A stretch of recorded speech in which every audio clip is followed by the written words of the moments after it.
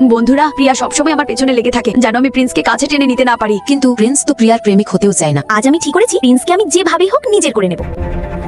আরে আরে কি করছো? সরি প্রিন্স, আমার ভুল হয়ে গেছে, ইচ্ছে করে কিছু করিনি। প্রিন্স, আপনি চাইলে আমি আপনার শার্টটা পরিষ্কার করে দিই। প্রিয়া, তুমি নিজের কাজের দিকে মন দাও, সারাদিন এদিক ওদিক ঘুরে বেরিও না, আর আমার পেছনেও ঘোরাঘুরি বন্ধ করো। প্রিন্স দরজা খোলো, আমি প্রিয়া তোমার সঙ্গে দেখা করতে এসেছি। থেমে যাও প্রিয়া, তুমি ভেতরে ঢুকতে পারবে না, প্রিন্স এখন কাজে ব্যস্ত। আরে তুমি কি আমাকে বাধা দেওয়ার? সরে যাও সামনে থেকে।